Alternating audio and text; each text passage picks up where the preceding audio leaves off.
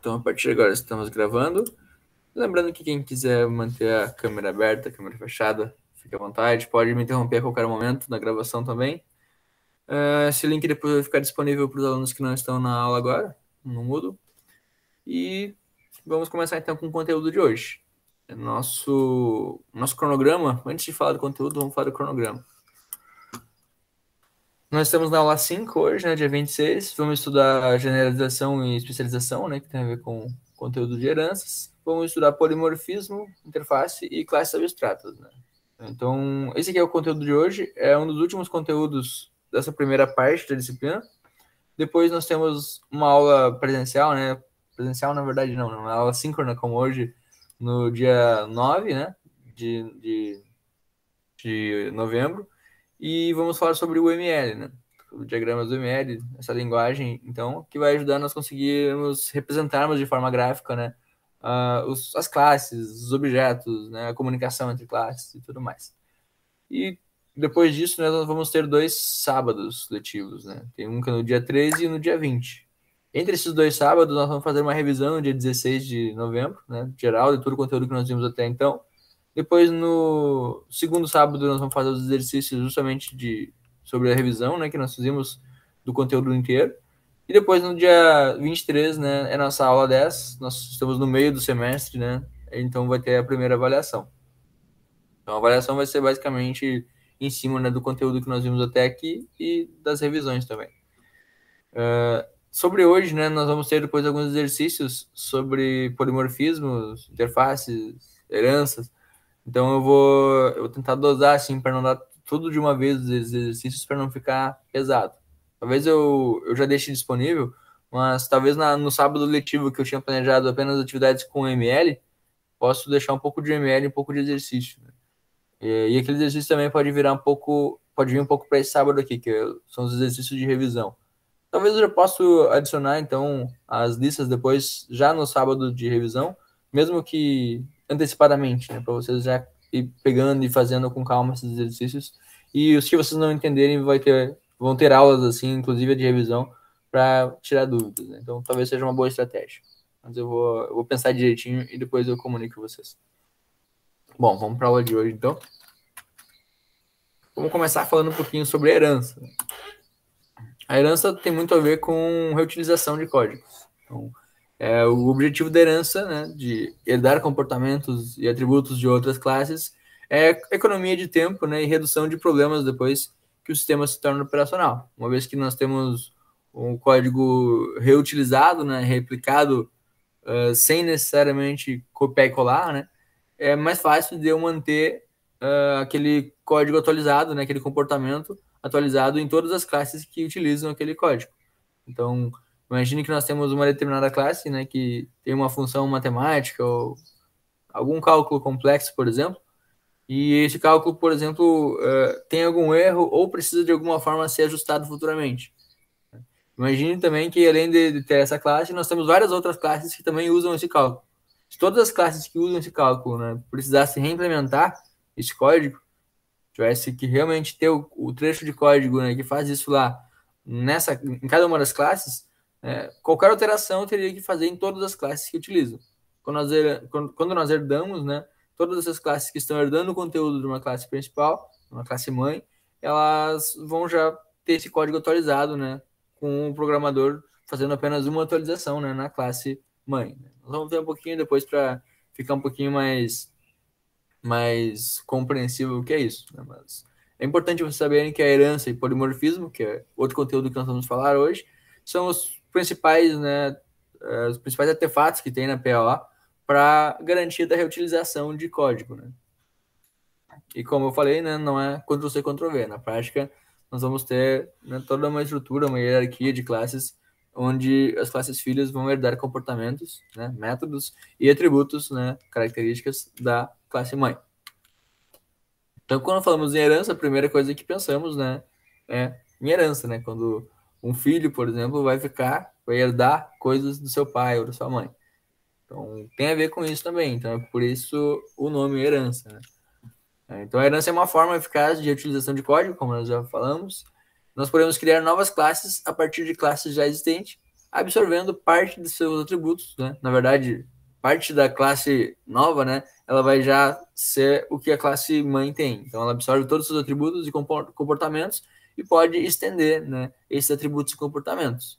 Então, é como se eu tivesse uma classe básica, né? E a partir dessa classe que eu estou estendendo, eu consigo adicionar novos comportamentos e novas características. E, se for o caso, eu posso reescrever, né, alguns dos métodos que foram herdados.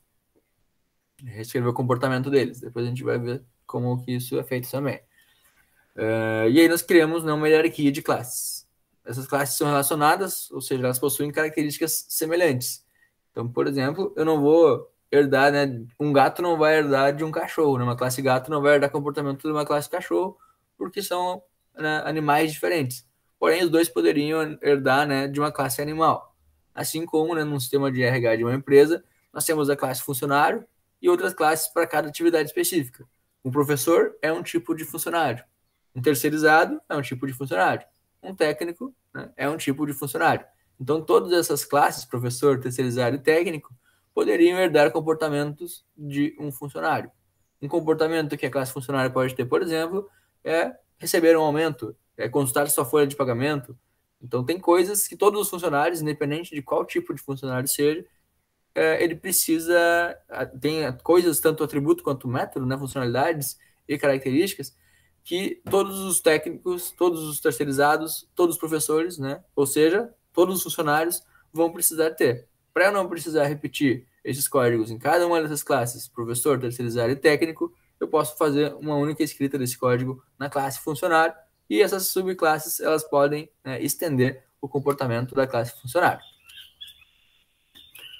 Depois nós vamos estudar o ML, né? Mas uma ideia geral, né? Antes de entrarmos no ML em si mesmo, de representação gráfica, seria algo mais ou menos dessa forma aqui, né? Nós temos o funcionário lá no topo da hierarquia, e a partir do funcionário nós conseguimos criar classes que especializam o comportamento de funcionário. Então temos o professor, terceirizado e técnico. Poderíamos também ter mais itens nessa hierarquia. O funcionário ele poderia também herdar informações de uma classe pessoa, por exemplo. Então poderíamos ter uma pessoa lá em cima que o funcionário está herdando, né? Está estendendo o comportamento de uma pessoa. Então, a pessoa pode ser um funcionário, a pessoa poderia ser o dono da empresa, alguma coisa que não é funcionário, né? Podia ser o cliente. Então dá para imaginar uma hierarquia, né, de vários níveis. Podia ter pessoa lá em cima, depois funcionário, terceirizado. O terceirizado ele poderia ter vários tipos também, né? A gente poderia quebrar em subníveis. Então, isso não há um limite. Toda classe, ela pode ou não, né, ter classe mãe e pode ter classe filhos, né, quando as classes filhas forem necessárias. Né.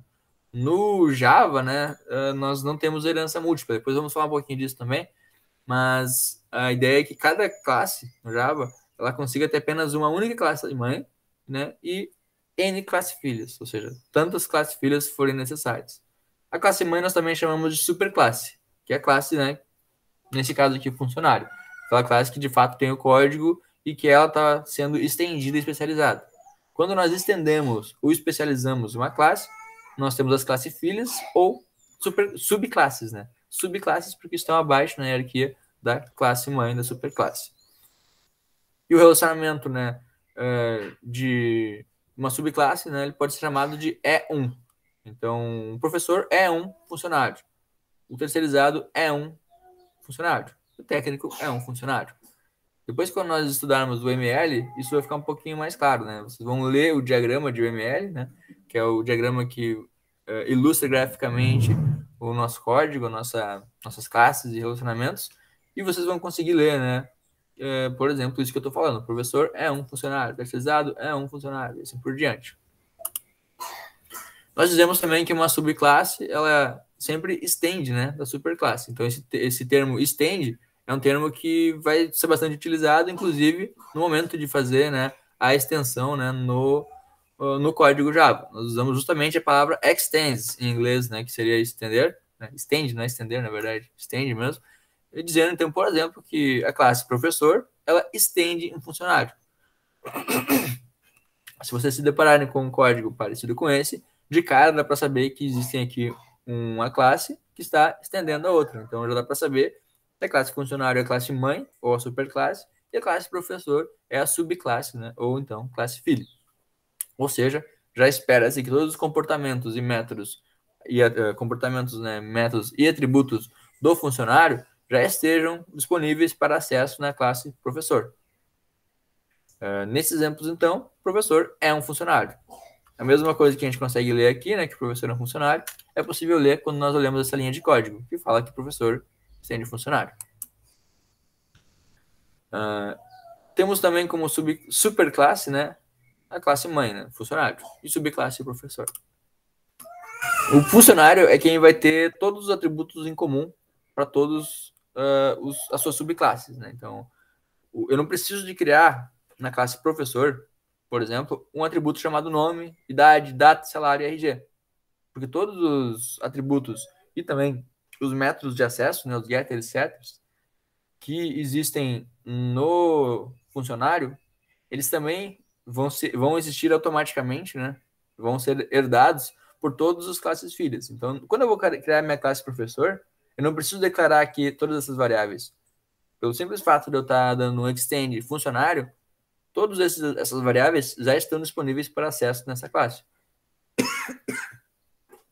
Então, se eu criar uma classe funcionário, né, exatamente como está aqui em cima, e criar uma classe professor, exatamente como está aqui embaixo, eu consigo acessar, né, o getNome, que é um método que está implementado na classe funcionário, através da classe professor. Né? Então, notem que aqui ele está acessando um método que não está nesse... O código desse método, a implementação não está aqui, né? Está lá no funcionário. Como eu dou um extend, eu consigo fazer isso, consigo acessar. Porém, se eu for pensar num funcionário de diversas classes, diversos tipos, o único que vai ensinar uma disciplina é o professor. Então, o método ensinar disciplina está implementado dentro, né, da classe professor. Então, eu não posso implementar esse método aqui na classe funcionário, porque não é um método em comum, né? Não é um método que vai ser reutilizado por todos os funcionários. Então, não é simplesmente eu jogar todo o código para a classe mãe e depois cada um usa um pouco de código. A ideia é unir, né, todos os códigos que fazem parte realmente de todos todo aquele conjunto de classes filhas, né, representada pela classe mãe.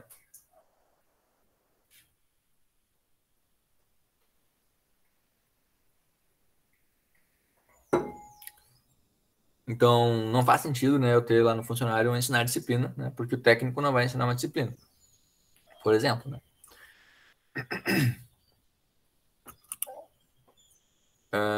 E lembra que nós falamos, né, de modificador de acessos e um deles era o protected? Então, ele justamente serve, né, para casos de herança. Então, todos os atributos e métodos que têm protected, eles serão acessados apenas por subclasse ou por outras classes pertencentes ao mesmo pacote. Então, eu acabo protegendo para que aqueles métodos, por exemplo, se eu tivesse o método o getNome aqui em cima, ele fosse protected, ele só seria acessível pelas subclasses, né, ou classes no mesmo pacote. Então, eu consigo restringir o acesso ao nome, por exemplo, daquele funcionário, apenas para a classe professor, para a classe técnico, né, para outro, terceirizado. Então, se for um atributo protected ou método protected, só consigo acessar por esses três componentes aqui, né? Esses três objetos que estão herdando da nossa classe mãe.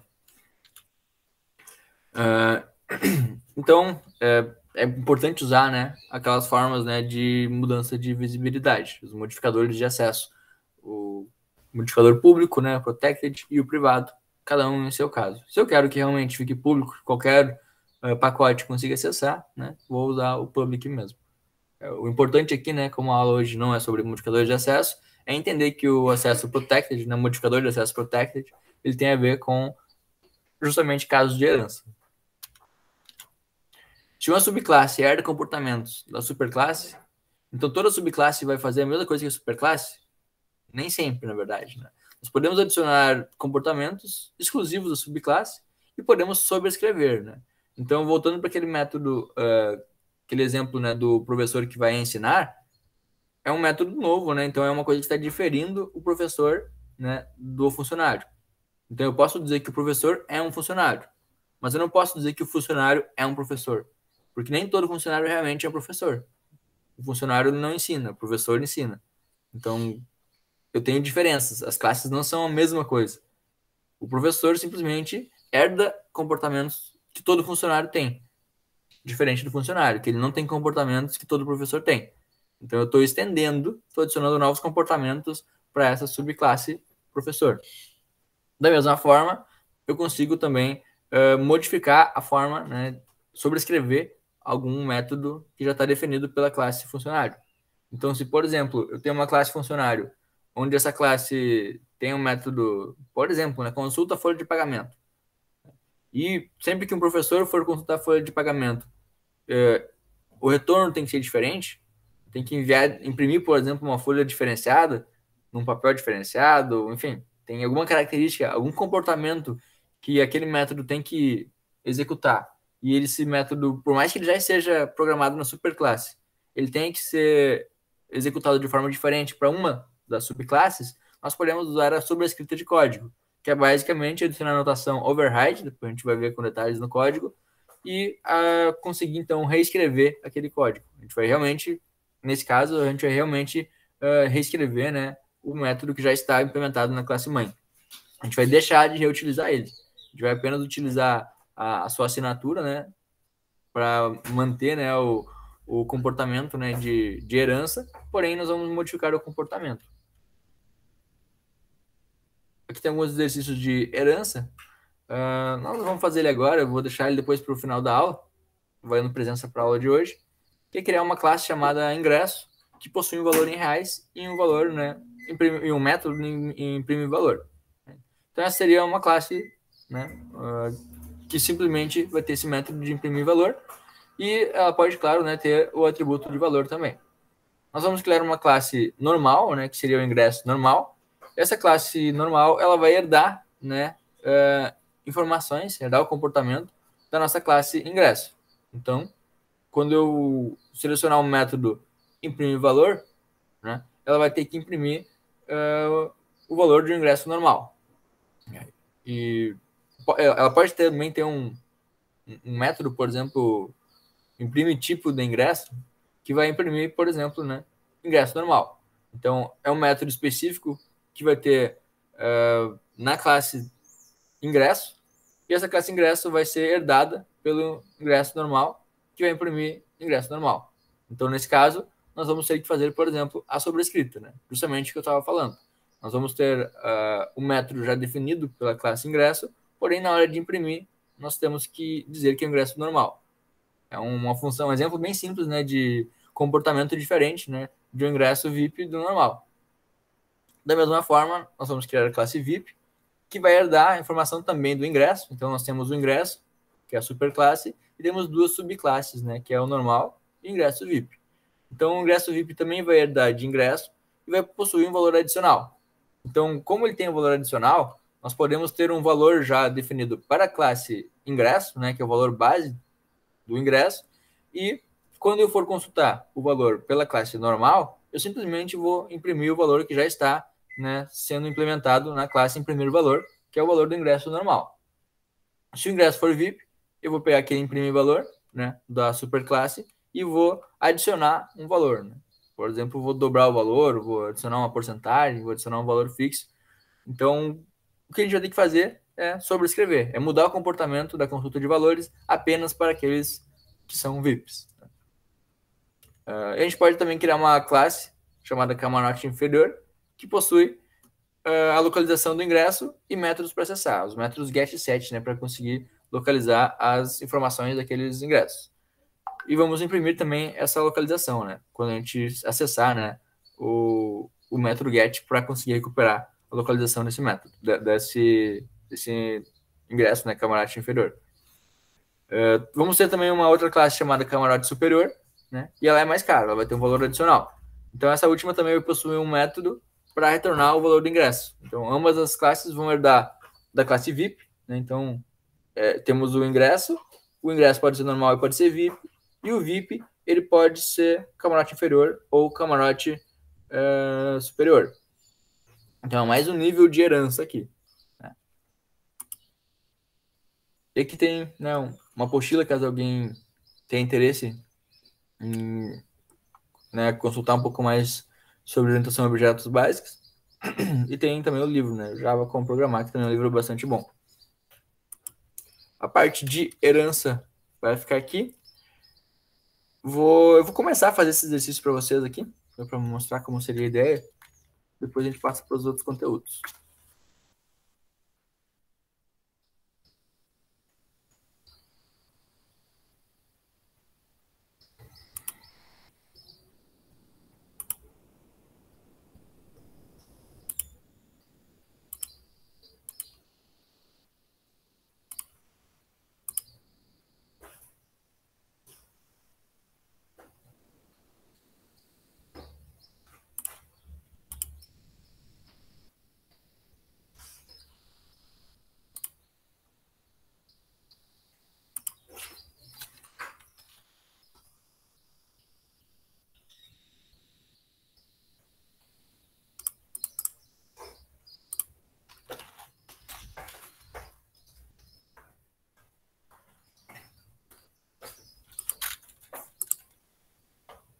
Eu vou criar um pacote chamado aula 6 das classes que nós vamos ver hoje. Então, nós vamos ter uma classe chamada ingresso.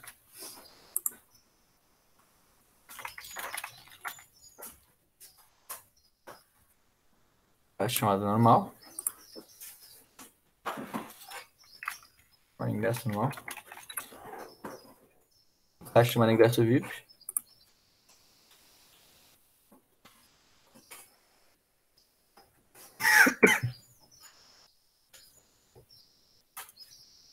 A classe normal vai ter o valor em reais, né?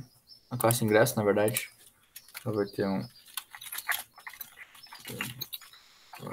pode ser um float, na verdade. Não vamos ter tantas casas decimais para ser um double.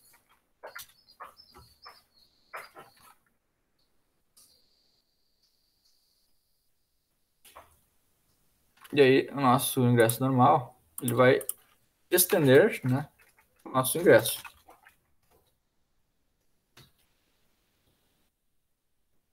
Vamos criar também uma classe principal que é para a gente fazer os testes.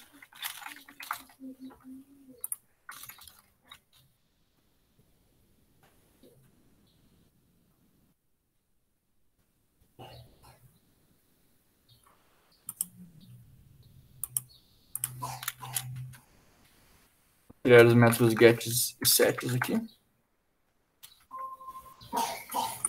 Vamos também criar o método construtor.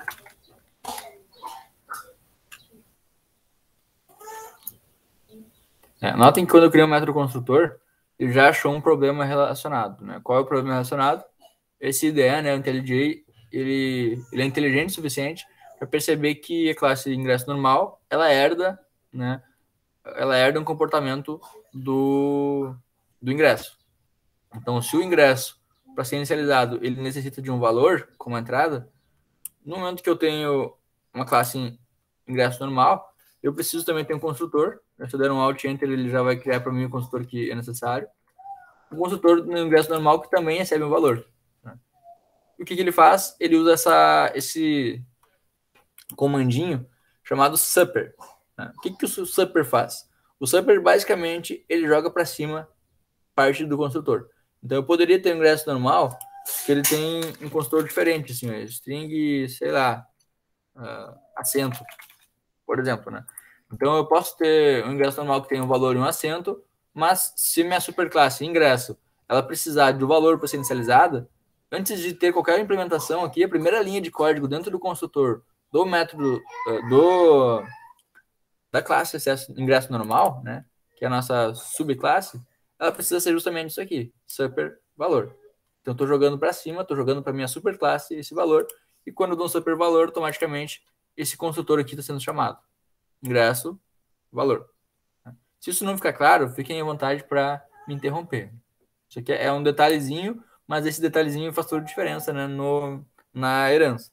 Então, sempre que nós usarmos a herança e a nossa classe mãe precisar de ter parâmetros, né, eu tenho que passar esses parâmetros através do construtor, né, da classe filha, e para fazer isso eu chamo o super. Né? Se a classe mãe precisasse do valor da idade, chutando aqui, tá? Precisasse do valor da idade, ele já daria erro para mim também, porque meu super precisa ter valor e precisa ter um outro int aqui, né? Posso colocar 1, por exemplo, que é a idade, ou então, né, claro, passar a idade, né? Que viria também necessariamente desse construtor aqui. Como eu falei, né? Notem que não é todos os atributos do ingresso normal que precisam ser passados para a classe mãe, né? Para o ingresso. Então, como eu falei, eu poderia ter aqui uma string acento, né? Porque essa string aqui é uma string específica do ingresso normal, por exemplo, né? E ela não seria passada para o meu ingresso, certo? É só um exemplo, né? Aqui no nosso exercício nós temos apenas o valor. É só para vocês entenderem por que eu estou fazendo isso daqui.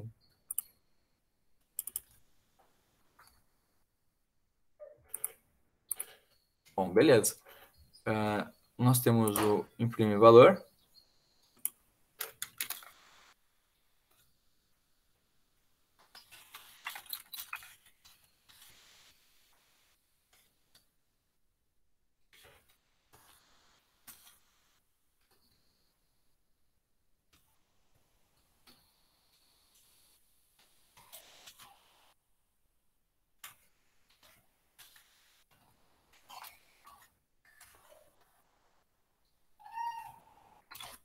Nosso método imprimir valor vai simplesmente imprimir o valor atual. Né? Se nós virmos a nossa classe principal,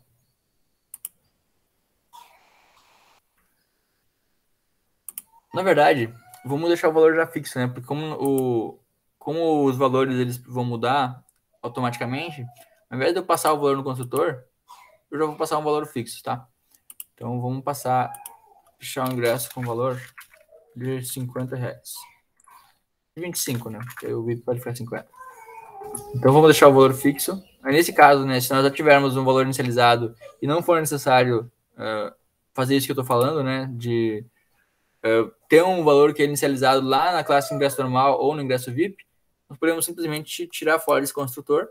Né? Então, foi bom que nós fizemos para vocês entenderem como funciona quando é necessário, mas nesse caso vamos fazer um exemplo com valor fixado aqui, né, que não é necessário eu passar ele no construtor. Ele já vai ter o valor já diretamente, né, na inicialização aqui do método, da classe. Então, não vai precisar também ter esse construtor aqui. E no ingresso VIP nós não tínhamos criado, nós também não vai precisar. Então, de qualquer forma, se nós virmos a nossa classe principal, criarmos o método public static void main psvm, né? Aqui nós vamos conseguir criar um ingresso normal. Ingresso normal.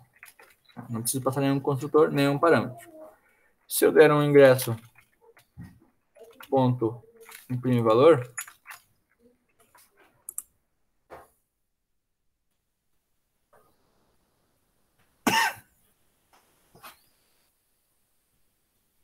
o valor do ingresso é R$25. Agora nós precisamos fazer a mesma coisa para o ingresso VIP. Né? Então vamos lá implementar o ingresso VIP. Lembrando que o ingresso VIP ele tem que ter um valor diferenciado. Então, quando eu dou um extend aqui no ingresso, eu já tenho acesso, olha, assim, tem uma linha de código dentro da classe, eu já tenho o atributo valor e já tenho acesso ao método get, o método get valor, também o método imprimir valor. Então, só dessa forma aqui, com esse código já seria necessário para o ingresso VIP imprimir um valor, né? Então, se eu só colocasse assim,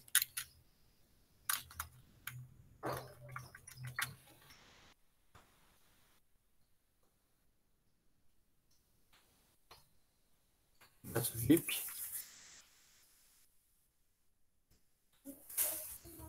e executar isso aqui de novo. Opa, coloquei errado aqui.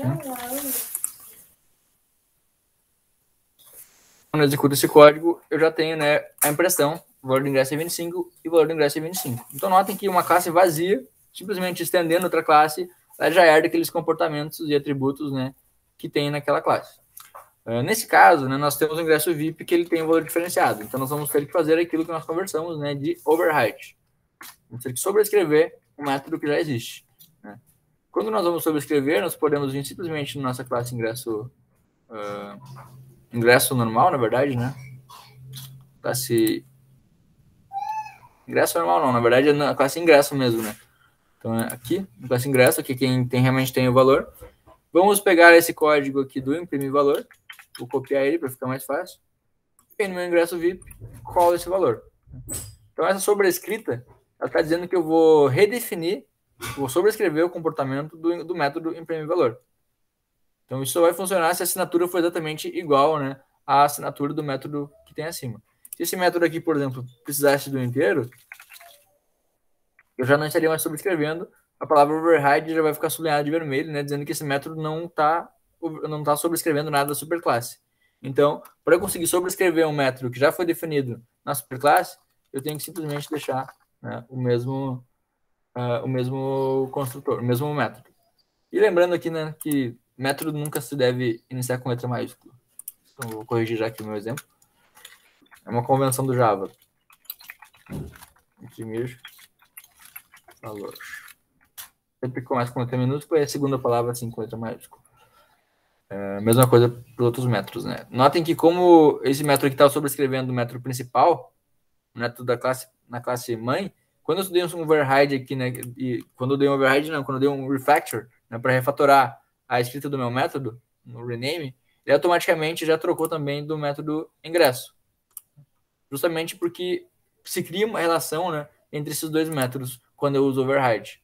Então, eu estou dizendo que é o mesmo método, porém com uma implementação diferente. Então, nesse caso aqui, né, claro, como eu falei antes, poderia ser um cálculo matemático totalmente novo, poderia ser uma operação totalmente nova. Nesse caso aqui, vai ser um comportamento bastante simples. O valor do ingresso é... Aí eu posso dizer que o valor do ingresso VIP, né, é valor vezes 2. Posso simplesmente fazer um cálculo, né, e dobrar o valor do ingresso VIP. Eu executar novamente nossa classe principal.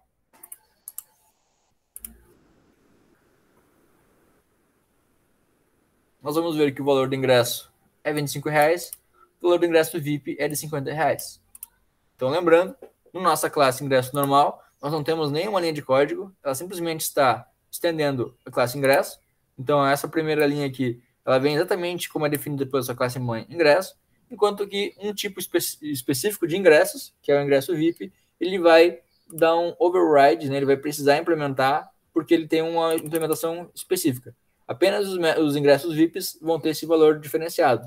Então, eu vou ter que fazer essa especificação desse valor.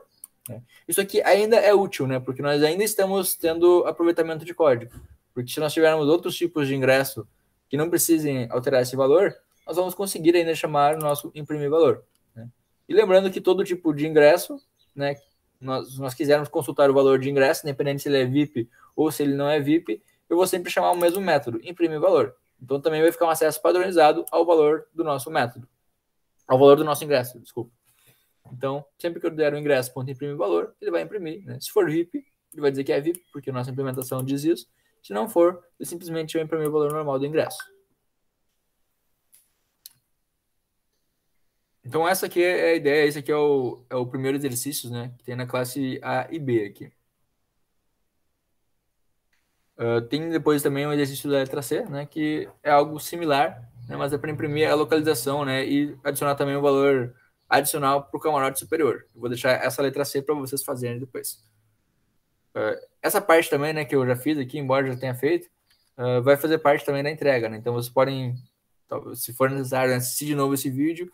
O código vai estar no GitHub também. Então é bom que vocês tenham esse código completo, né, no GitHub de vocês da disciplina, como entregável para a presença de hoje. Para exercitar mesmo, né? Para vocês não apenas ficar só olhando eu digitando o código aqui, né, e não praticar também. Bom, a parte de herança, então, é essa por hoje. Agora tem um pouquinho de conteúdo, são 10 slides sobre polimorfismo. Polimorfismo também tem a ver um pouco com a ideia de objetos, né, que vão mudar comportamentos de outros objetos. Então, poli, né, é de muitos, né, múltiplos, e morfismo tem a ver com a forma. Então, polimorfos, né, múltiplas formas. Então, nós vamos ver que isso tem a ver com mudar a forma também de que um objeto ele tem a sua implementação. Então, o polimorfismo, né, ele é uma técnica para lidar com a complexidade de softwares e nos permite escrever programas que trata de uma ampla variedade de classes relacionadas existentes e que ainda não serão específicas, né? Não serão especificadas. Ou seja, é possível projetar e implantar sistemas mais flexíveis e extensíveis, e ele trata as várias formas de um objeto. Então, um único objeto, na verdade, ele pode, né, assumir várias formas diferentes em vários momentos diferentes de acordo com o estado daquele objeto. Então, isso aqui parece muito teórico agora, mas vai ficar um pouquinho mais claro depois. E para ele fazer isso, então, ele usa a herança que nós acabamos de ver na parte anterior da aula. Então, o polimorfismo está totalmente ligado ao uso de herança. Então, quando utilizamos a herança, é possível criar o objeto da seguinte forma. Nós temos o funcionário f, né, que estende um funcionário. Então, se nós temos um funcionário que estende um funcionário, e temos um professor também que estende um professor, nós estamos simplesmente fazendo, né, a nossa referência de classe normal que nós sempre fizemos até agora. Nós estamos criando uma instância daquela classe, uma instância da outra classe. Porém, né, se nós quisermos adicionar um professor, né, instanciar um novo professor e salvar, né, essa referência na variável funcionário, também vai funcionar. Né? Porque o funcionário, né, ele é uma classe que está sendo estendida pelo professor. Então, nós podemos dizer que o professor ele é um tipo de funcionário, né, como nós vimos na parte anterior da aula. Se o professor é um tipo de funcionário, né, então está tudo bem dizer que o funcionário P ele é um professor. Né? Então, se nós temos em algum momento a alocação, né, de uma variável chamada funcionário, e não sabemos ainda se aquele funcionário vai ser professor, vai ser técnico, ou se ele vai ser terceirizado, ao invés de eu deixar aquela variável exatamente no seu tipo, né, no professor, terceirizado ou técnico, eu posso criar uma variável genérica funcionário que ela vai poder receber, né, uma referência para qualquer uma das suas subclasses. Então, esse código aqui embaixo, né, que é um pouco diferente do que vocês estão acostumados até agora, né, do funcionário F, new funcionário, ou professor P, new professor, ele também vai funcionar. Um funcionário P, ele pode ser, sim, um professor, porque o professor ele estende o funcionário, ele é um tipo de funcionário. Então, isso é possível e também é seguro, né, a fazer um objeto, né, de uma superclasse com referência ao objeto que está na subclasse. Isso só é possível, né, como eu acabei de falar, porque nós temos aquele relacionamento de E1, né, porque o objeto da subclasse ele é um objeto da superclasse. Então, o professor é um funcionário. Quando criamos um objeto com essa relação, nós tratamos o objeto que foi criado, né, como um objeto da superclasse. Porém, se o código de um método for sobrescrito, o código executado será o da subclasse, né, da classe mais baixa na hierarquia. Então, se nós chamarmos aqui, né, o p.getSalário, né, e o salário do professor for diferenciado, ele vai pegar a implementação do getSalário que está na classe professor, se eu der um override. Né? Então, pegando o exemplo que nós acabamos de fazer, né, do ingresso. Se nós tivéssemos um ingresso G igual new ingresso VIP, então já estamos instanciando o ingresso VIP e chamando isso ingresso VIP, salvando ele no variável ingresso, seria algo mais ou menos assim, um ingresso. Notem que não deu nenhum erro. Eu tenho um ingresso, do tipo ingresso, que vai receber o ingresso normal. Assim como o ingresso VIP aqui embaixo, eu posso chamar simplesmente de ingresso, que vai também receber o ingresso do tipo VIP. Então isso aqui é polimorfismo. Isso aqui é dizer que o objeto ingresso, ele pode assumir a forma de um ingresso normal, ou o objeto ingresso, ele pode assumir o ingresso, a forma, né, de um ingresso VIP. Se eu executar esse código, nós temos o mesmo output que tínhamos antes. Né? Ou seja, nesse caso, onde houve uma subscrita, por mais que eu diga ingresso, né, que eu imprima o valor do ingresso de uma classe chamada ingresso, se eu clicar, der um Ctrl e clicar em ingresso, eu consigo ver que o resultado aqui, né, é o valor, R, o valor do ingresso é R$ 25, né, ele deveria imprimir, é 25. Então, esse aqui é o código que está na classe ingresso. Porém, se quando eu criei um objeto do tipo ingresso, né, o tipo dele é ingresso, o código é aquele. Só que na hora que eu instanciei, eu apliquei o polimorfismo. Eu estou dizendo que esse ingresso específico ele vai assumir a forma do ingresso VIP. Né? Então, se eu chamar o método imprime valor, ele não vai mais chamar esse valor, esse método aqui, né, imprime valor. Ele vai chamar o imprime valor de um ingresso VIP, porque eu, né, programador, dei uma nova forma ao meu ingresso. Estou dizendo que esse ingresso, ele é um ingresso VIP. Deu para entender? Por mais que eu esteja falando da classe ingresso, na hora de inicializar, eu estou dizendo que esse ingresso é um ingresso VIP. Isso só é possível porque o ingresso VIP estende um ingresso. É um tipo de ingresso. Então, esse código que eu estou mostrando para vocês agora, ele funciona normalmente. Ele não há nenhum problema em fazer isso. É seguro, né? E, inclusive, é recomendado utilizar muitas vezes. É o mesmo caso aqui, né, do funcionário e professor, né? Então, digamos, né, que o técnico ele tem um bônus de R$100, né? Se nós tivermos um funcionário que tem um nome e salário, né, e formos calcular o ganho anual desse funcionário, nós vamos ter que o ganho anual, né, é o salário vezes 12. Se nós chamarmos um exibe dados, nós vamos ter o nome e o salário daquele funcionário, né? Se nós tivermos agora um técnico que estende aquele funcionário, e nós queremos dizer que quando o funcionário é um técnico, ele tem uma diferença no salário, né? O ganho anual dele, ele considera um bônus de R$100, ele vai mudar basicamente, né, a forma com que eu estou calculando o meu método ganho anual, né? Aqui faltou a anotação override, tá? Então, se você não adicionar a anotação override, ele vai automaticamente também sobrescrever, porém não fica claro para alguém que está olhando isso aqui, né, esse código, que ele está sendo sobrescrito. Não sei se dá para ver aí, mas ele está com um sublinhamento, né? Tá sublinhado de amarelo aqui, né? Esse sublinhado de amarelo, né, é uma dica que provavelmente o IDE, utilizado para criar esse slide, deve estar sugerindo. Adicione aqui override. Está sobrescrevendo um método que ele é do funcionário. Então, esse método que está programado no técnico, ele está, na verdade, né, fazendo uma sobrescrita do método ganho anual que já está sendo programado na nossa classe, superclasse, né, nosso funcionário. Se nós criarmos um teste funcionário, né, eu não vou repetir esse código, porque é basicamente o que nós fizemos agora, né, no aquele outro código, né. Nós temos o objeto funcionário, que está assumindo uma forma de técnico, então está usando polimorfismo aqui, um funcionário, em vez de dar um new funcionário, né, estou dando um new técnico, estou dizendo que o nome dele é Nickerson, né, que é o professor que criou esses slides, inclusive aqui vão os créditos para ele, né.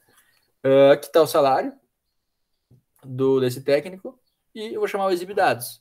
Se eu fizer isso, né, e depois eu fizer isso também para um outro funcionário que não é técnico, ele é apenas um funcionário, então o funcionário F2, ele é um funcionário comum, né, ele simplesmente vai ter o salário de R$1.000, e se eu chamar o ganho anual, né, o cálculo vai ser diferente. Então, se eu olhar aqui embaixo a saída, eu estou dizendo que o funcionário 1, né, o F1, ele tem o nome de Nickerson, e o salário dele é R$1.000. O de baixo, né, ele apenas tem um salário de 12 mil, de R$1.000, né? E o ganho anual dele vai ser 13.200, porque tem aquele acréscimo de R$100 a cada, aquele bônus de R$100, né? A cada mês, embora que, né, o salário ainda seja R$1.000, assim como o do F2.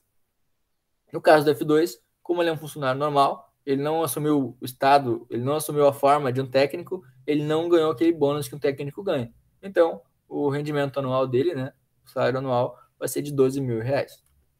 Acho que deu para entender bem, né? A diferença de usar ou não usar polimorfismo. Tem também uma série de classes que nós chamamos de classes abstratas. Então, existem casos que a classe ela se comporta apenas como um tipo. Então, ela não necessariamente ilustra um objeto do mundo real, né? Como as classes normais, né? Uma classe em Java, né, ela costuma abstrair, né, o comportamento de alguma entidade do mundo real. As classes abstratas, elas são classes realmente abstratas, ou seja, algo que eu não consigo instanciar, eu não consigo tocar, eu não consigo dar um nome para aquela classe, um nome não, né? Eu não consigo, na verdade, dar uma forma para aquela classe, eu não consigo chamar métodos, eu não consigo usar aquela classe, porque ela ainda é abstrata. Eu preciso dar um nome, eu preciso dizer que tipo de classe é essa de forma concreta. Então, quando eu uso o modificador abstract, depois a gente vai ver um exemplo de código, eu não consigo usar aquela classe, né, como uma classe normal. Eu só consigo usar ela como um modelo, como uma classe abstrata, que ela vai servir como superclasse de outras classes. Então, classes abstratas só servem para ser superclasses. Então, por exemplo, nesse exemplo anterior aqui, se nós temos o funcionário, que ele pode assumir papel de técnico, e ele pode assumir papel de funcionário, em determinado momento, eu posso dizer, não, eu não quero que ninguém seja apenas um funcionário. Todo funcionário ele tem que ser alguma coisa. O funcionário pode ser um técnico, pode ser um professor, o funcionário ele pode ser um terceirizado. Mas ninguém vai ser só um funcionário. Se eu tenho só um funcionário, eu não vou conseguir acessar o salário dele, não vou conseguir definir o salário dele, eu não vou conseguir acessar o ganho anual, porque ele é só um funcionário, eu não sei que tipo de funcionário é. Então, nesse caso, a classe funcionário, ela poderia ser uma classe abstrata, que ela nunca vai servir para ser instanciada. Não é possível instanciar uma classe abstrata. Esse código aqui ele não funcionaria, né, a parte de baixo, ele não funcionaria se a classe funcionário fosse uma classe abstrata. Então, eu estou basicamente forçando que haja um polimorfismo. E todas as classes que eu estou estendendo, todas as classes filhas, elas necessariamente têm que implementar, né, alguma coisa diferente, né, ou simplesmente estender a classe abstrata com o mesmo comportamento, né, mas normalmente há uma implementação que diferencie, como nesse caso o cômputo do salário. Então, o que é uma classe abstrata? É uma classe que não serve para eu usar, só serve para eu estender ela e criar, né, novas subclasses a partir dela. Nesse caso, nós poderíamos criar, né, a classe funcionário como uma classe abstrata, porque faz total sentido, né, eu não ter apenas funcionários. Eu ter funcionários que são professores, que são técnicos, que são terceirizados, né, como foi aquele exemplo que nós vimos anteriormente. Então, na hora de cadastrar um novo funcionário, eu nunca vou cadastrar ele como funcionário. Eu vou cadastrar ele como o tipo de funcionário que ele é, né, de fato a profissão. Ninguém olha sua carteira de trabalho, seu contra-cheque e vê lá, funcionário. Não, você vê, né, o seu cargo, de fato, qual tipo de funcionário você é. Então, essa é a ideia da abstração, né, de criar classes abstratas. Então, as classes que herdam o comportamento dessas classes abstratas, elas são as classes concretas, que elas sim, né, são possíveis de criar instâncias, né, de criar objetos a partir delas, e também conseguir acessar, né, os seus métodos e atributos e tudo mais. Então, tem também, além de existir classes abstratas, elas têm uma característica bastante exclusiva desse tipo de classe, que só elas podem utilizar, que são os métodos abstratos, que têm a mesma lógica. São métodos que têm sua implementação ou a sua assinatura definido na classe abstrata, mas que não podem ser chamados. Eles não podem ser utilizados. Não pela classe abstrata, apenas pelas classes concretas, as classes que estendem, né, aquela classe concreta, aquela classe abstrata. Então, as classes filhas, elas sim vão poder utilizar esses métodos porque eles não vão ser mais abstratos, eles vão ser métodos concretos que vão estar implementados nessas classes filhas. Enquanto ela está apenas na classe abstrata, elas não podem ser utilizadas. Um exemplo legal disso, né, bem simples, é se nós falarmos de formas, né? Se eu falar para vocês, desenha para mim uma forma aí na folha do caderno de vocês. Que forma vocês vão desenhar, né? Eu não consigo chamar o método desenhar e que vocês consigam desenhar uma forma, né, sem vocês especificar que forma é essa. Então, se eu falo para vocês, desenha uma forma, né, o que é uma forma no mundo real? É uma palavra abstrata, né? É um tipo de coisa, né, que é uma forma. Porém, essa forma tem que ganhar uma forma. Então, eu não consigo desenhar simplesmente uma forma. Eu consigo desenhar um círculo, que ele é uma forma geométrica. Eu consigo desenhar um retângulo, um triângulo, um quadrado, que são formas geométricas, né? Porém, o círculo, o retângulo e o quadrado, todos eles podem ter uma instrução em comum, que é a instrução desenhar, né? O que acontece com a instrução desenhar? A instrução desenhar, ela vai ter que ser necessariamente específica, ela vai ter que ser diferente para desenhar um círculo, um triângulo e um quadrado.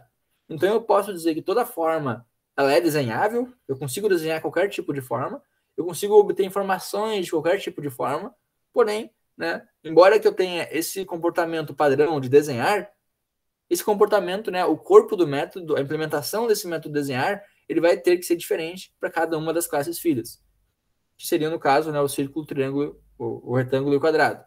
Então, quando eu for desenhar, quando eu for criar essas classes círculo, retângulo e quadrado, eu vou ter que ter um override, né? Vou ter que sobrescrever o meu método desenhar, né, que foi definido pela minha forma abstrata, né? Porque o círculo, o retângulo e o quadrado, eles vão ser classes filhas ou subclasses de uma classe forma, e por esse motivo cada um deles vai ter sua própria forma de desenhar, né? Sua própria implementação do método desenhar, assim como do método informações.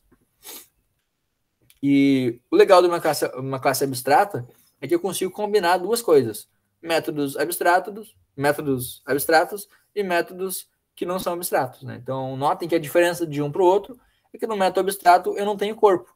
Só estou dando um nome para ele. Estou dizendo, olha, vocês que querem implementar uma forma, vocês precisam criar um método que seja público, um método que não tenha nenhum retorno. Então, eu estou definindo o retorno que esse método desenhar tem que ter. No caso aqui nenhum, né? Ele vai simplesmente desenhar, não vai retornar nada para quem chamar ele.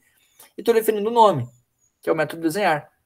Quando eu faço isso, eu estou dizendo já que todas as minhas formas elas vão poder dar um override no meu public void desenhar. Elas vão poder fazer a sua própria implementação desse método abstrato, né? E transformar esse método em um método concreto. Porém, né, uma classe abstrata ela pode misturar esses métodos abstratos com métodos que vão ter a sua própria implementação, como nesse caso aqui o método teste. Então eu posso sim ter um método com um corpo, por exemplo, o teste que vai imprimir testando, né? E esse corpo, né, esse comportamento vai ser um método padrão para todas as classes que fizerem o extend, né, que herdarem, que especializarem a classe form. Então notem que eu estou usando diferentes palavras, mas todas elas têm o mesmo significado. Quando eu falo que eu vou especializar, que eu vou herdar comportamento de, ou que eu vou estender, tudo isso, né, são palavras que descrevem esse comportamento, né, da classe filha, estender, herdar ou especializar numa classe mãe. Então, acho que ficou claro aqui para vocês também a diferença de métodos abstratos para não abstratos. Um deles apenas define a assinatura do método, outro deles, o que não é abstrato, né, ele pode ter também a implementação. É claro que eu posso depois dar um override também nesse teste, mas normalmente, né, quando eu já sei que eu vou precisar dar um override, eu vou necessariamente ter uma implementação específica para cada subclasse, eu uso métodos abstratos. Se não for o caso, né, se esse método teste ele vai ser útil, por exemplo, e não sempre, ou nunca, ou apenas eventualmente, ele vai precisar ser sobrescrito, eu posso já deixar, né, um comportamento padrão, que é escrever, por exemplo, testando para todas as formas. Então, qualquer forma, círculo, triângulo, quadrado, ponto teste, vai me retornar, né, testando. Já o desenhar, né, cada um deles vai ter sua própria implementação. E depois tem alguns exercícios também sobre polimorfismo, né?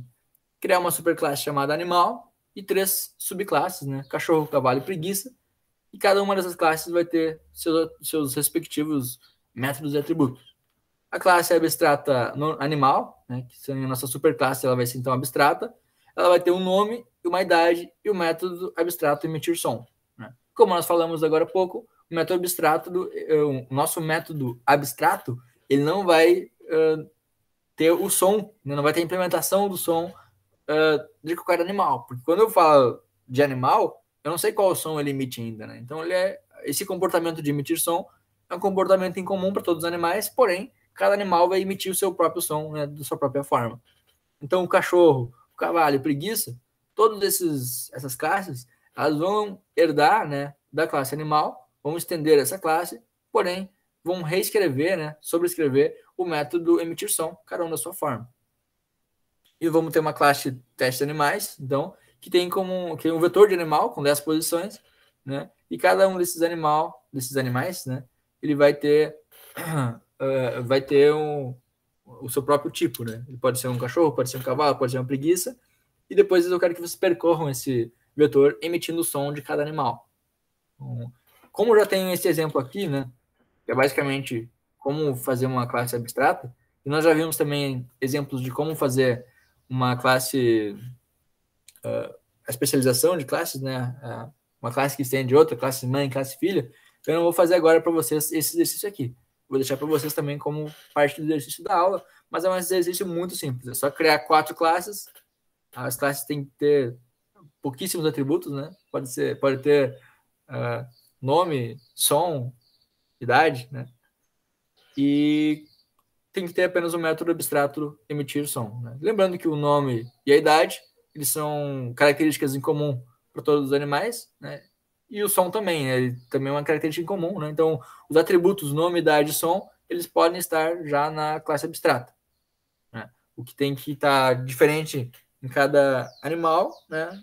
É eventualmente alguma característica, algum atributo que só um desses animais tem, né? Por exemplo, o cavalo, ele pode ter, sei lá, slot para ferradura. O cachorro pode ter alguma coisa que só cachorro tem também, né? Então, mas é opcional. Vocês podem ou não adicionar esses atributos, né? O importante aqui é conseguir perceber, né, que cada um desses animais eles vai poder ter sua própria implementação de som. O cachorro vai ter uau, o cavalo vai ter que ter algum som, que você não tem que ser criativo para imitar um som do cavalo, não sei escrever um som de cavalo, e o preguiça vai ter que ter algum som também. Pode ser qualquer coisa, pode ser um zzzz. É simplesmente para mostrar que vocês entenderam, né, que dá para fazer essa sobrescrita de métodos, beleza? E também já fazer um pequeno exercíciozinho depois aqui, né, com vetores, né, percorrer vetores, imprimindo, né, o som de cada um desses animais. Também tem as referências aqui, né, aquela mesma apostila e o livro que eu mostrei para vocês, que servem para quem quiser saber um pouquinho mais sobre polimorfismo. Se alguém tiver alguma dúvida, fique à vontade para tirar. Não tendo dúvida, nós vamos para a terceira parte da aula de hoje, que é interfaces.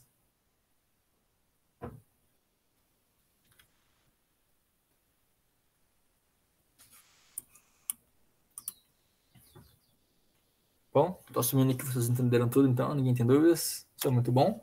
Vamos para a nossa aula de interfaces.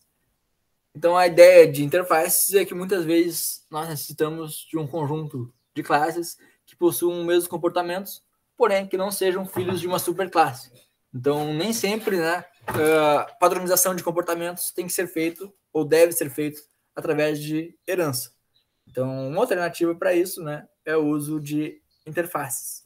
Interface serve basicamente, né, como o próprio nome diz, para criar uma interface, né, um contrato específico, né, dizendo o que as classes ou as interfaces, né, ou as classes que implementam essas interfaces, elas devem implementar de comportamento para serem semelhantes. Então, se nós tivéssemos, por exemplo, uma interface funcionário, eu posso exigir que todo funcionário tenha que bater o seu ponto. Então, eu tenho uma classe, uma interface chamada funcionário, por exemplo, e tem lá o registrar ponto, né, o bater ponto. Então, toda vez que eu criar um funcionário, um professor, um técnico ou um terceirizado, e essas classes, né, que agora nós não estamos falando necessariamente de subclasses, mas estamos falando agora de interface. Né? Imagina que essas classes não estão estendendo agora essa classe funcionário. Elas simplesmente têm um método que todas elas devem possuir, né? Que seria a implementação do bater ponto, do registrar ponto. Né? Então, eu poderia dizer que a classe professor, a classe técnico e aquela outra classe também, que é o técnico, que é o terceirizado, todas elas vão implementar, né, uma classe chamada funcionário.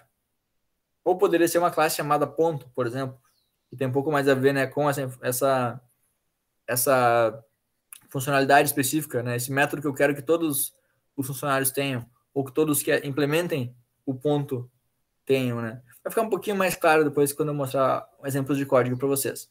Mas então, resumindo, a interface ela funciona como um contrato informando que todas as classes que usarem uma implementação daquela interface, elas precisam ter comportamentos semelhantes, ou seja, com a mesma assinatura. É bastante similar também com aquela ideia de métodos abstratos. A diferença é que o método abstrato, né, ele simplesmente define aquele comportamento e ele pode ser sobrescrito, enquanto que a classe que implementa uma interface, né, ela tem que necessariamente, obrigatoriamente, ela tem que implementar aquele método. Ela não consegue, tu não consegue executar uma classe se tu não implementar um método, né, que é definido pela interface. Ele vai dar erro, não vai nem compilar. Então, é semelhante às classes abstratas, mas ela não tem aquele relacionamento de é um. Então, eu não posso dizer que o funcionário, por exemplo, né, o professor que implementa a classe ponto, eu não posso dizer que ele é um ponto. Ele simplesmente implementa funcionalidades do ponto, né, que é, por exemplo, registrar o seu horário de entrada. Né. Até a versão 7 do Java, só era permitido informar métodos abstratos e variáveis na interface. Então, não era possível, né, eu ter uma interface com métodos padrões, assim, com métodos default. Né. Então, a partir do Java 8, existem esses métodos default, né? Que eu posso, além de criar assinatura, o que geralmente é o mais utilizado atualmente, né? O void sacar e tem o valor. Então, eu só estou dizendo que o meu método sacar, né? Por exemplo, nesse caso aqui, né? De todas os meus caixas eletrônicos que vão implementar o interface caixa eletrônico, né? E caixa eletrônico, todos eles têm que ter um método sacar que vai receber o valor e ele vai retornar void. Então, isso aqui é a assinatura de um método, né? Depois disso aqui, eu poderia ter aqui as chaves, né? E a implementação para dizer de que forma aquele caixa eletrônico vai sacar. Então, imagine que nós temos diferentes fabricantes de caixa eletrônico. Cada um deles vai fazer um procedimento diferente para sacar o valor que o usuário está pedindo. Porém, eu tenho que ter uma interface comum. Eu tenho que ter uma interface chamada, né, interface caixa eletrônico, para que qualquer tipo de usuário consiga operar qualquer caixa eletrônico, independente de qual é o fabricante, independente do que acontece por trás, de qual é o método que está sendo executado, de qual é a implementação daquele método, na verdade. Eu sempre tenho que ter uma interface que é sacar, e o usuário ele sempre vai chegar em qualquer um desses fabricantes e dizer: quero sacar R$50, quero sacar R$100. Então eu tenho uma interface, eu tenho um contrato que obriga todos os caixas eletrônicos que implementarem essa interface a disponibilizarem o método sacar, que não vai retornar nada, que vai receber um valor. Né? Então, qualquer pessoa, qualquer outra classe que vá acessar métodos de um caixa eletrônico, independente de qual seja o caixa eletrônico, ele já espera que ele tenha implementado esse método sacar. Eu já sei que ele vai me oferecer essa interface porque ele está implementando essa interface. Ele é obrigado a fazer isso. Eu não tenho como criar um caixa eletrônico de outro fabricante, por exemplo, né, que não ofereça esse método sacar. Né, a menos que eu crie uma classe que não está implementando o nosso padrão, né, o nosso contrato de caixas eletrônicos. Na versão 8, nós temos os métodos default também. Esses métodos default, né, são basicamente alguns métodos padrões, né? E digamos que a verificação de fraude ela tem um procedimento padrão para qualquer caixa eletrônico. Então eu já consigo adicionar também, além da assinatura do método, eu consigo chamar, né, o seu corpo. Eu consigo já definir o comportamento daquele método junto com a sua assinatura. Isso aqui é um método default numa interface. Para criar uma interface Java, né, é um pouquinho diferente da criação de classes. Então aqui tem um exemplo, né? Esse aqui é no NetBeans, se eu não estou enganado, mas no IntelliJ é bastante semelhante. Nós vimos em projeto aqui, vimos na nossa aula 6, botão direito, New, né? Nós temos a opção de criar classe Java, temos também a opção de criar interface.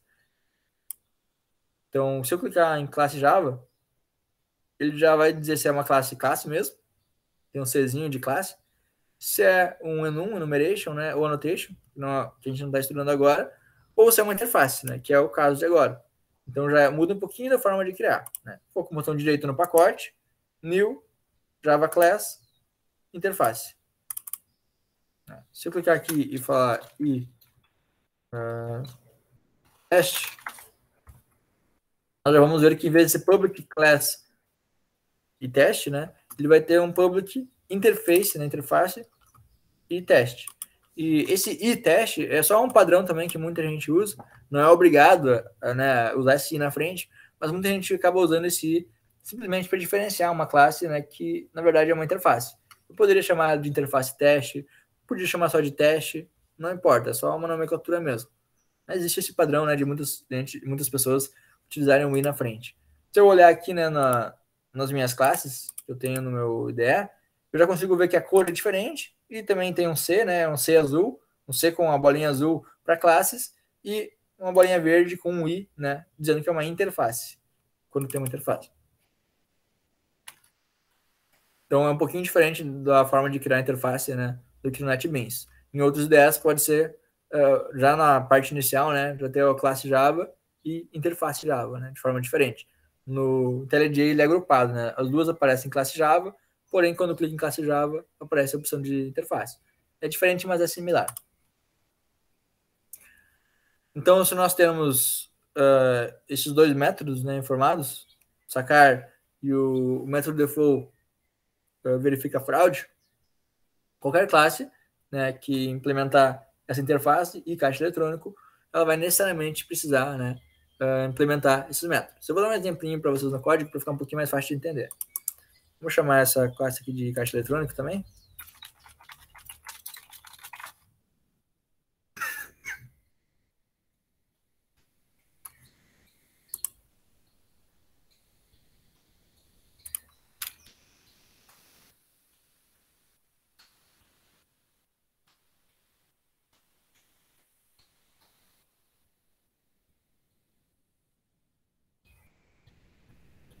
Só vou separar os códigos para não ficar bagunçado. Eu vou chamar aula 6 herança e polimorfismo, que foi aquele exemplo que nós vimos antes, né?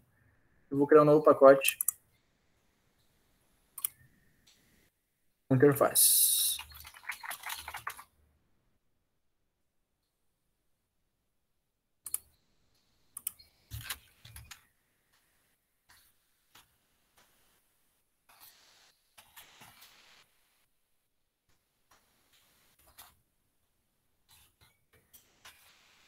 Notem que esse mesmo código aqui, void sacar float valor, se eu fosse adicionar eles numa classe normal, Java, né, uma classe, ó, ele não vai funcionar. Ó.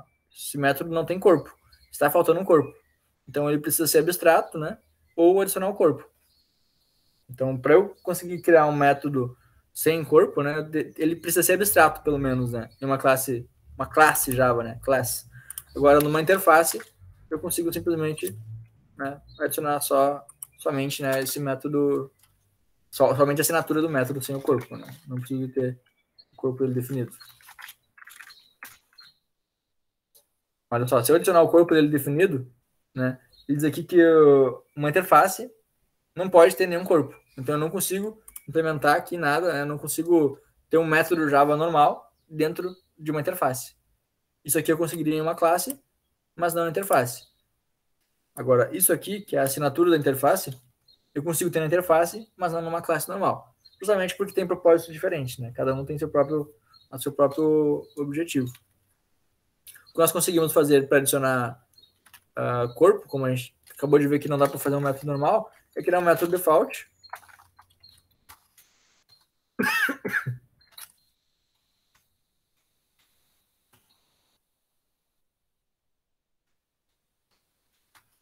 E aí sim eu consigo ter um corpo, porque ele é um método default. Né?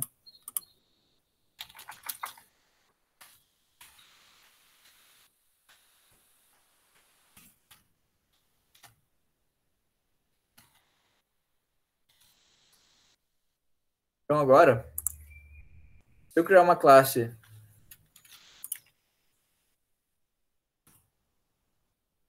caixa eletrônico,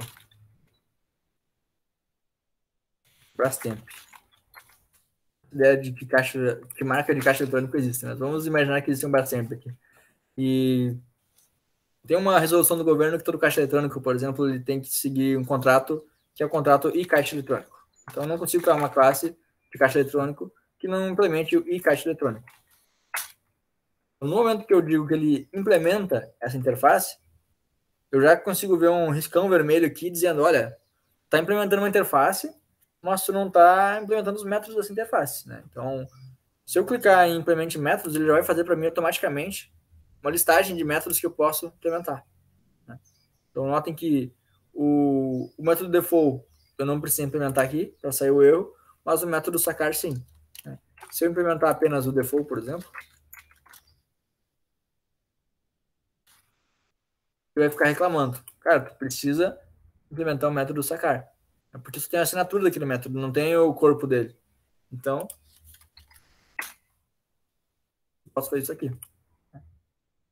E notem que o método default, né, como ele já tem a sua assinatura, como ele já tem a sua assinatura e o seu corpo, o verificar fraude, ele não é necessário ser reescrito aqui.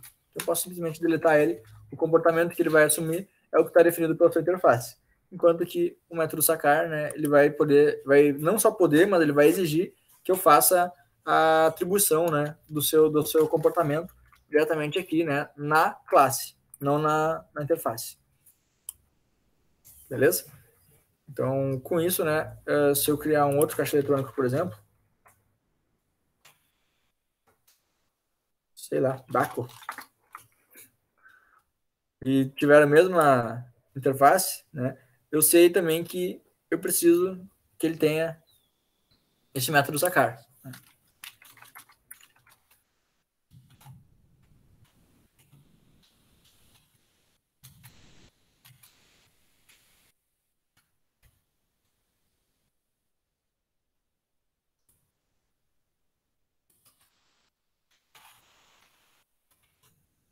Então, é similar, né, à ideia de polimorfismo, é similar à ideia de herança, porém é diferente, né? Então, ele é similar porque também tem a ver com comportamentos semelhantes, né?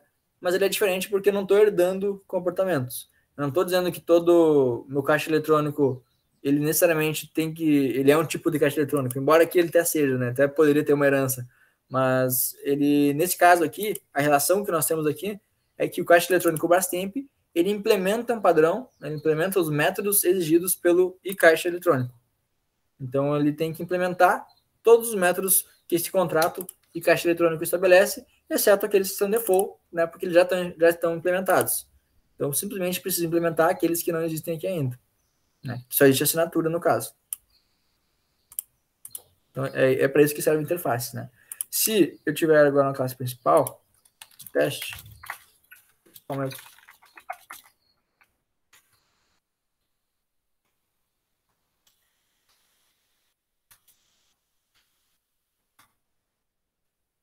também consigo fazer algo similar ao que a gente fez antes, né, no polimorfismo. Caixa eletrônico, new,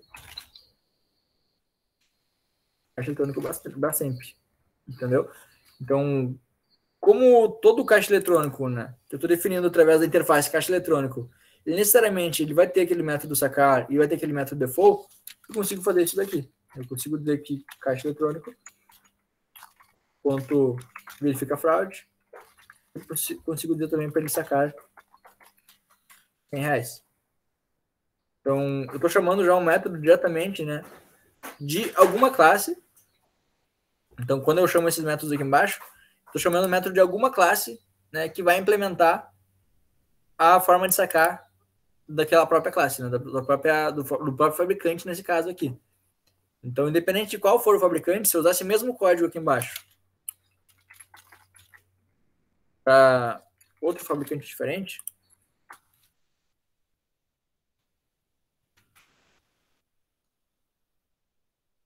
posso chamar os mesmos métodos. Então, a ideia da interface é essa, é eu dizer, tu quer sacar dinheiro? Então, tu vai ter que dizer caixa eletrônico verifica fraude, caixa eletrônico saca. Eu, como usuário, ou como pessoa que vai implementar uma outra classe diferente, né? Por exemplo, a classe principal, eu não preciso conhecer a forma com que o caixa eletrônico Brastemp ele implementa determinada operação. Eu não preciso saber como o caixa eletrônico DACO vai fazer para eu sacar dinheiro. Eu só preciso dizer, caixa eletrônico, saca. Caixa eletrônico, verifica a fraude. Se quem vai fazer isso é um caixa eletrônico DACO, Brastemp, para mim não importa. Eu, como usuário, né, dessa interface, eu só vou acessar o que está, eu só preciso conhecer o que está escrito aqui na minha interface, que é que eu preciso sacar passando um valor, que tem essa assinatura, e que eu posso chamar o método, né, de verificar fraude. Então, se eu executar essa classe principal aqui, ficou diferente.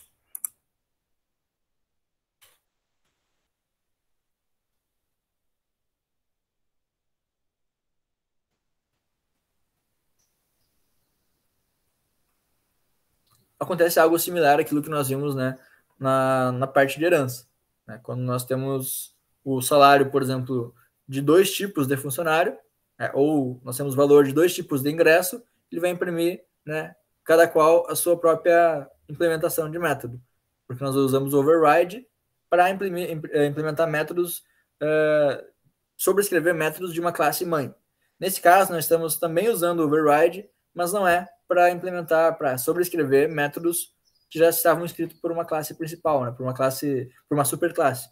Na verdade, aqui nós estamos simplesmente usando o override para cumprir, né, o contrato que está sendo estabelecido por uma interface.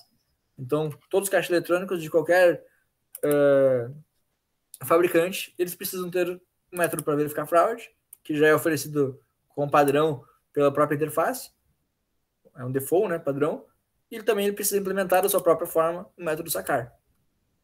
Então, se eu der um caixa eletrônico sacar, ele vai sacar. Né? Então, está sacando R$100. Está sacando R$200. Independente de qual é o tipo. Independente, eu posso até nem saber ainda qual é o caixa eletrônico que vai ser inicializado aqui? Eu posso simplesmente ter isso aqui. Se eu olhar para esse código aqui, né, eu não consigo... Posso deixar null, por exemplo, se não dá erro. Se eu olhar esse código aqui embaixo, eu não tenho nenhum tipo ainda definido para o caixa eletrônico. Eu não sei se vai ser DAX, se vai ser Brastemp, eu não sei. Eu só sei que o caixa eletrônico, independente de qual tipo, de qual for a classe que vai implementar esse caixa eletrônico, de qual for o fabricante, eu sei que ele vai ter que ter um método verificar fraude, ele vai ter que ter um método sacar. É para isso que serve a interface. É para eu conseguir definir comportamentos que todas aquelas classes que vão implementar essa interface, elas precisam cumprir, né? Contratos que elas precisam cumprir, comportamentos que elas precisam oferecer.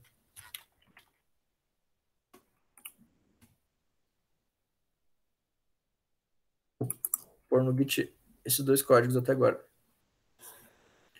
Ainda não criei o Git da disciplina, eu acho. Se eu criei, depois eu ponho. Eu não estou com ele inicializado aqui, né? Eu criei um projeto novo. Depois eu ponho, então, no GitHub de vocês. Bom, então, a ideia de interface é essa.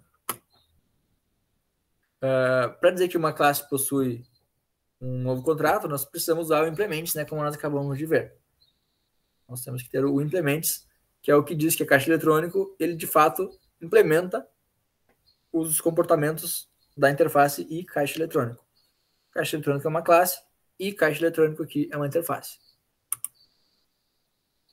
E aqui, como eu mostrei para vocês, né, nós podemos chamar o método diretamente da interface, independente de quem vai ser aquele caixa eletrônico. Né? Nós fizemos um exemplo até um pouquinho mais completo, né, do que esse do slide. Então, nós podemos utilizar mais de uma interface numa classe, diferente da herança. Nós não conseguimos ter herança múltipla no Java, né? Tem outras linguagens que aceitam, mas no Java não aceita. Eu não consigo dizer, por exemplo, que um professor ele é um funcionário e ele também ele é uma herança, por exemplo, ele é um funcionário e também ele é um passageiro de ônibus, né? Não consigo dizer isso no Java. Né? Se eu quero implementar num professor o comportamento de funcionário e também de um passageiro de um ônibus, eu tenho que usar interfaces. Então, cada interface ela pode ter seu próprio conjunto de comportamentos. Eu posso usar em conjunto também interfaces e herança. Um professor ele pode ser um tipo de funcionário e ter acesso a todos os métodos definidos pela classe funcionário, enquanto que ele tem suas próprias funções, ele pode ter suas próprias funções de passageiro de ônibus, por exemplo, que vai ser definido através da interface, né, da implementação de caixa eletrônico. Então, de caixa eletrônico não, né? De passageiro de ônibus, né, no caso do professor. No caso do caixa eletrônico, eu consigo dizer que determinado caixa eletrônico, ele implementa as funcionalidades de caixa eletrônico, ele também implementa as funcionalidades de caixa eletrônico 24 horas. Então, se nós formos ver na prática qual é a vantagem, né, de eu ter vários implementos, é que se eu tiver, por exemplo, aqui, uma nova interface, né? E caixa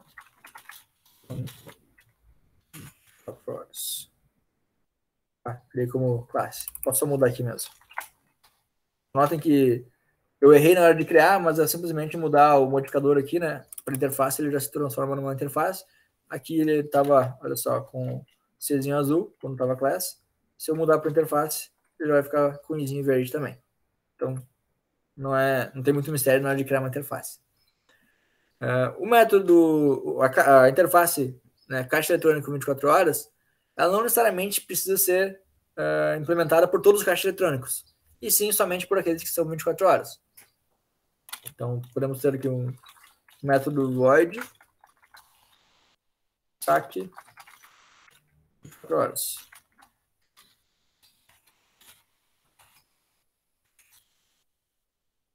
Se nós fizermos isso, pedirmos para a nossa classe Brastemp, por exemplo, e falarmos que o caixa eletrônico Brastemp, ele implementa as funcionalidades de um caixa eletrônico, também implementa as funcionalidades de um caixa eletrônico 24 horas, né, ele já vai me obrigar a ter mais um método aqui. Seria um método aqui 24 horas. Então, eu estou assinando dois contratos com o meu caixa eletrônico Brastemp. Eu estou dizendo que ele tem que implementar todos os métodos definidos pelo caixa eletrônico e também tem que implementar todos os métodos definidos por um caixa eletrônico 24 horas. Então, além dele ter o sacar, ele precisa ter o saque 24 horas, né? Então, por exemplo, aqui um 24 horas.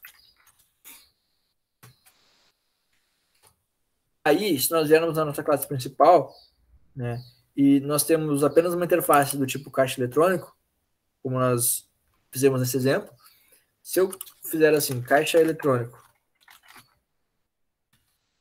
as do Brastemp, né? Caixa eletrônico, ponto, saque 24 horas, eu não vou conseguir acessar esse método. Por quê? Né? Porque eu estou usando a interface do caixa eletrônico. Embora que ele seja um caixa eletrônico Brastemp, eu estou tentando acessar uma interface que não está definida pela interface que eu declarei aqui. Então, nesse caso, se eu quero acessar métodos a partir de diferentes interfaces implementadas pela mesma classe, eu posso dar nome a esse boi, né? Posso dizer que esse caixa eletrônico ele é do tipo Brastemp. Então, se ele for Brastemp, ele vai ter necessariamente os comportamentos, né, dos dois caixas eletrônicos. Aqui eu só mudei, faltou o H, né? Então, enquanto eu tinha somente o caixa eletrônico aqui em cima, o método saque 24 horas, ele não está disponível. Da mesma forma, se eu tivesse aqui saque eletrônico 24 horas, os métodos verificar fraude e sacar não estariam disponíveis, né, para quem está implementando essa interface. Mas se eu tiver o meu caixa eletrônico Brastemp, eu tenho todos esses métodos disponíveis. No segundo exemplo, né, se eu fizesse a mesma coisa, no meu caixa eletrônico DACO. Eu chamar ele, né, pelo seu próprio nome, é um caixa eletrônico DACO. Da mesma forma, ele não vai ter a funcionalidade de saque 24 horas. Por quê? Né? Porque o nosso caixa eletrônico DACO, ele não tem implementos, ele não implementa as funcionalidades de um caixa eletrônico 24 horas. Então, essa é a principal diferença de herança para interfaces, né? Nós conseguimos implementar diferentes interfaces, múltiplas interfaces, né? Para uma mesma classe. Um caixa eletrônico, ele pode é errado dizer ele pode ser, né? Porque o E1 tem a ver com a herança, né? Então, o caixa eletrônico Brastemp, eu posso dizer que ele é um caixa eletrônico. Mas quando eu uso interfaces, eu não posso dizer que ele é um caixa eletrônico, ele é um caixa eletrônico 24 horas, né? Na verdade, ele implementa funções de um caixa eletrônico, ele implementa funções de um caixa eletrônico 24 horas. Então, essa é a principal diferença, né, de interface para a herança, né?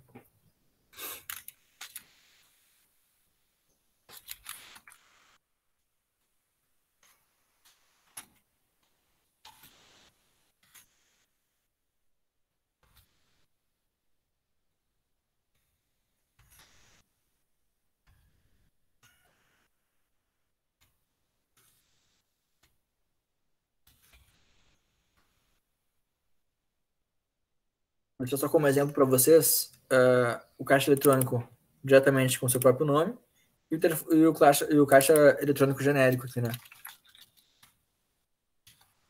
Definido para interface e caixa eletrônico. Apenas para mostrar que das duas formas vai ser possível acessar os métodos da interface caixa eletrônico, porém não do saque 24 horas. E a mesma coisa acontece aqui em cima.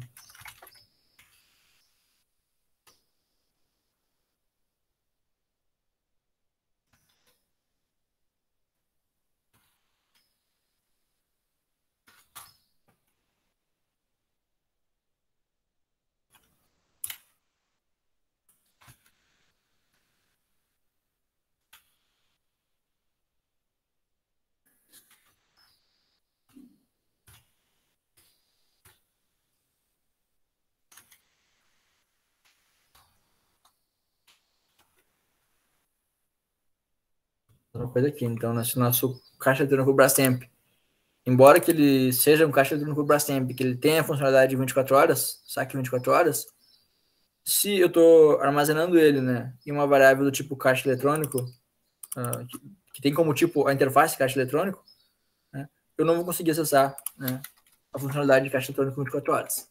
Estou limitando Então, as funcionalidades do meu caixa eletrônico Brastemp, apenas aquelas de um caixa eletrônico. Se eu não quero fazer isso, eu defino ele como realmente um objeto do tipo caixa eletrônico Brastemp, que aí sim ele vai ter todas as implementações de todas as interfaces, né? Bom, beleza. Essa é a ideia, então, de utilizar interfaces, né? E aí depois tem um exercício, que também vou deixar para vocês, que é para representar uma forma geométrica qualquer, definindo o método para cálculo do perímetro e cálculo da área da forma. Uma classe abstrata para representar quadriláteros, né? Deve ser criado. E o seu construtor deve receber os tamanhos dos 4 lados. O método círculo do perímetro já pode ser implementado. Né? Então, o círculo não, o método cálculo do perímetro, né, já pode ser implementado, que é basicamente utilizar esses parâmetros aqui para computar o cálculo do perímetro. E também nós vamos precisar criar classes para representar retângulos e quadrados. A primeira pode receber o tamanho da base e da altura, enquanto que a segunda ela pode apenas receber o tamanho de um lado, né? Porque como é um quadrado, né, os 4 lados são iguais. Além disso, nós vamos ter uma outra classe para representar um círculo. O círculo, né, por sua vez, ele vai ter apenas o tamanho do raio, né, como parâmetro do construtor. Então a gente consegue ver aqui que nós vamos ter uma superclasse, né? Uma superclasse não, na verdade nós vamos ter uma forma, né, que ela tem uma classe abstrata que ele consegue implementar quadriláteros, e nós temos aqui, né, retângulos e quadrados, né, que ambos são quadriláteros. Então os dois eles podem estender comportamentos da nossa classe abstrata. Nós temos um círculo, né, que esse círculo sim ele não deve estender a nossa classe abstrata porque ele não é um quadrilátero, né? Então não tem essa questão da herança, não tem como eu abstrair, como eu herdar comportamentos, né, da nossa classe abstrata. No programa principal, né, nós vamos perguntar para o usuário quantas formas ele deseja criar. Em seguida, para cada uma das formas, vamos perguntar se ele deseja criar um quadrado, um retângulo ou um círculo, solicitando os dados necessários para criar cada uma dessas formas. Então, todas as formas criadas elas devem ser armazenadas em um vetor. E, finalmente, né, nós temos que imprimir os perímetros, as áreas das formas, de cada uma dessas formas. Né? Então, algo que também eu posso mostrar para vocês aqui, né, é que se nós criarmos um caixa eletrônico, por exemplo, chamado de Brastemp aqui, aqui embaixo, caixa eletrônico Brastemp, né? E caixa eletrônico DACO, mudar o nome ele só para a gente não confundir. Se nós tivéssemos aqui um vetor, né, de caixa eletrônico,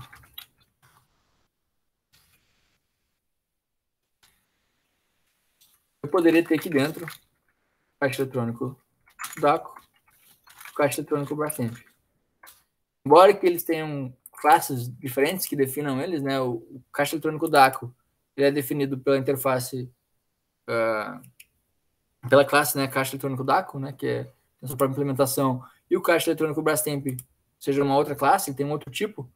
Quando ambos, né, implementam a mesma interface, eu consigo fazer um vetor de caixas eletrônicos que implementam aquela interface, por exemplo, e nesse vetor eu consigo jogar todas as classes, todos os objetos, né, independente de qual classe que ele que representa aquele objeto.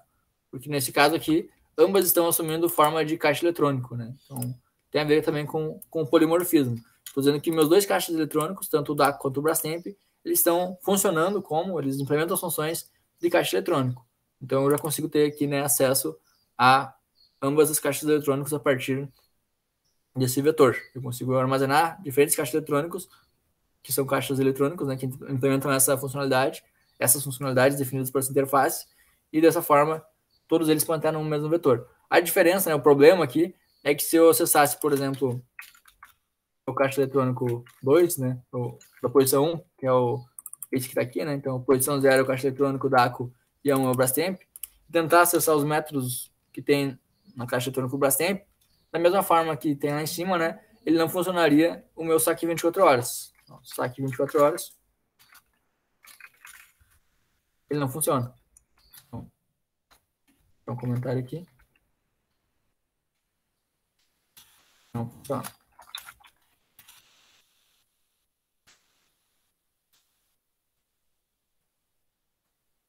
Porém, se eu quero fazer simplesmente um saque, caixas 0, saque, eu consigo. Se eu quero sacar do caixa eletrônico da posição 1, eu também consigo, né? Então, eu consigo sacar de diferentes caixas eletrônicos, eu só não consigo chamar operações que não estão definidas por essa interface. A mesma coisa acontece se eu tenho superclasses, né? Se eu uso a herança. Então, pegando o nosso exemplo aqui de herança e polimorfismo, se nós quisermos criar um vetor de ingressos, o vetor pode tranquilamente ter ingresso normal e ingresso VIP. Né? Embora que tipo de dados, né, o tipo que define a classe ingresso normal e ingresso VIP seja diferente. Cada um deles é um tipo de ingresso, porém, ambos são um ingresso. Ingresso normal é um ingresso, ingresso VIP é um ingresso. Então é tranquilo fazer isso daqui. Né? Então a vantagem nesse caso da herança é que o método ingressos.imprimir valor, por exemplo, ele existe nos dois tipos de ingresso, né? No normal e no VIP.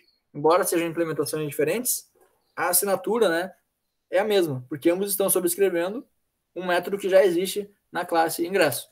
Como a classe mãe ingresso já existe um imprimir valor, né? Mesmo que meus ingressos eles imprimam um valor diferentes, né? Cada um imprime um valor diferente, o VIP e o normal, eu consigo chamar o imprimir valor aqui, imprimir o valor dos dois ingressos. Se eu executar esse código aqui, olhar minhas duas últimas linhas aqui, elas vão imprimir o valor correto, né? Do ingresso de 25 e o ingresso de 50. Então, note que aqui teve uma pequena diferença, né? Em relação àquele exemplo do caixa eletrônico. Quando eu uso a interface, né, do caixa eletrônico para agrupar diferentes caixas eletrônicos no mesmo vetor, somente aqueles caixas eletrônicos com aquelas funcionalidades, né? Ou somente a funcionalidade definida por aquela interface vão estar disponíveis para os métodos, para os objetos que estão naquele vetor. Quando eu faço isso com classe principal e herança, todos aqueles métodos que estão definidos pela minha classe mãe, né, no caso o imprime ingresso, eles podem estar acessíveis por esse vetor. É claro que se eu tivesse no meu ingresso normal algum método aqui específico, por exemplo, void teste, esse método void teste ele não seria também acessível quando eu acesso um ingresso. Não existe, não está aqui. Nem no 0, nem no 1. Simplesmente porque o meu ingresso, mesmo sendo um ingresso VIP ou um ingresso normal, eu estou dizendo que ele está sendo armazenado numa variável do tipo ingresso. Então eu tenho um vetor do tipo ingresso. Não é um vetor de ingresso VIPs e nem um vetor de ingresso normal. Então, por esse motivo, eu só consigo acessar métodos e atributos que estão na classe ingresso. Beleza? Então, na superclasse ingresso. Se eu quisesse realmente acessar esse teste aqui, eu precisaria adicionar, né, essa implementação do teste na nossa classe ingresso. Ou então, eu precisaria criar um vetor, né, ou fazer um cache, transformar esse ingresso em um ingresso do tipo específico. Por exemplo, ingresso VIP ou ingresso normal.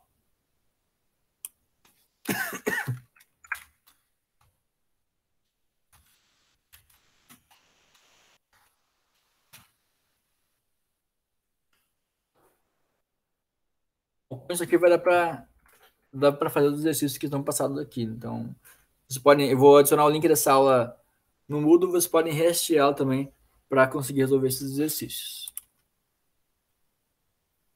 Então, a aula de hoje ela é basicamente isso. Temos herança, polimorfismo e interfaces, né? E com isso nós já vamos, estamos próximos de encerrar a primeira metade do conteúdo. Próxima aula é ver todos esses conceitos através de diagramas do ML. Então vamos estudar o ML na próxima segunda-feira. E depois tem os sábados, né, de exercícios. Temos uma aula de revisão, vamos revisar todo o conteúdo e nossa avaliação. Depois disso, começamos a segunda etapa da disciplina. Estou interrompendo a gravação agora. Se vocês tiverem alguma dúvida, podem ficar à vontade para perguntar. É bastante coisa para assimilar, né?